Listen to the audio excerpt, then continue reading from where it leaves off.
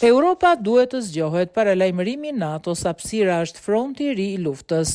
Elon Musk dhe vendet rivale si Kina dhe Rusia do të dominojnë hapësirën.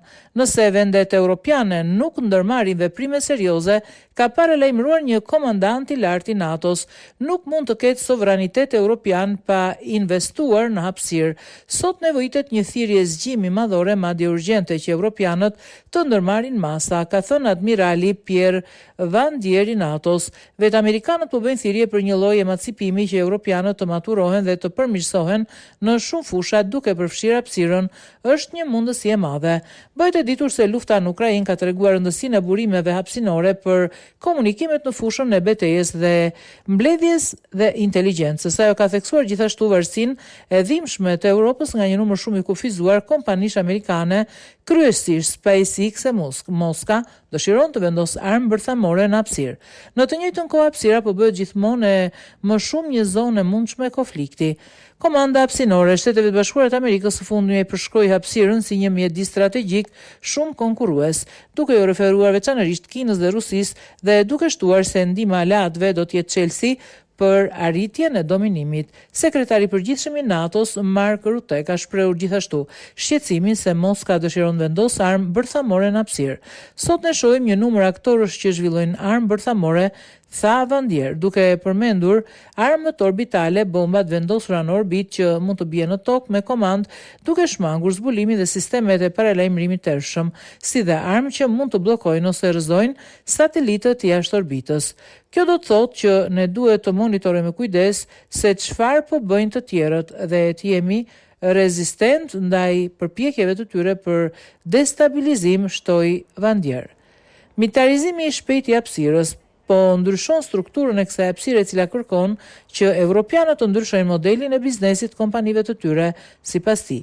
Ushtria mbështetet në infrastrukturën komerciale në hapësirë dhe shumica e satelitëve dhe konstelacioneve janë me qëllime të dyfishta që shërbejnë si për qëllime civile ashtu edhe për ato ushtarake.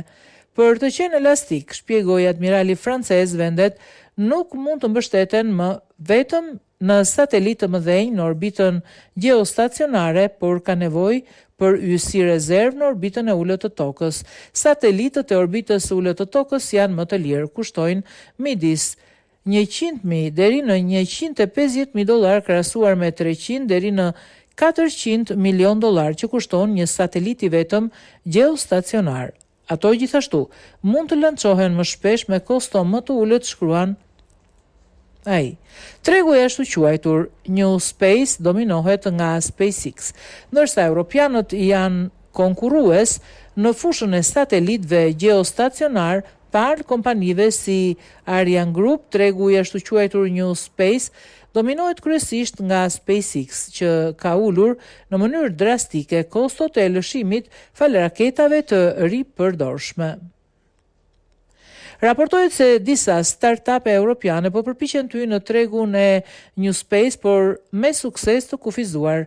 Lëshimi i parë i një rakete Spectrum nga start-upi gjerman Isar Aerospace përfundoi me një shpërthim më pak se 1 minutë pas ngritjes në 30 mars nga qendra hapësinore norvegjeze Andoja.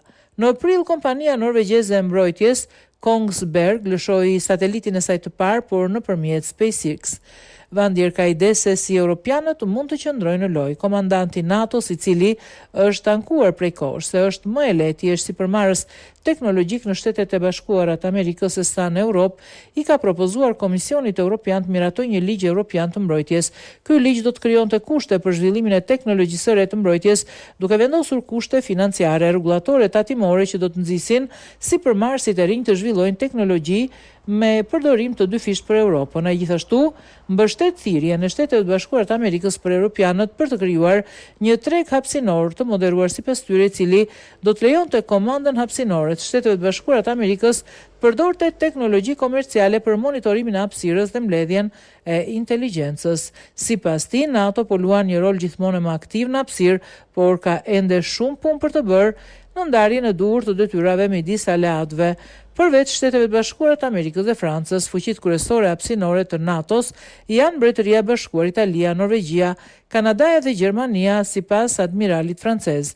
Do të ishte mirë të kishin një deklaratë për universin.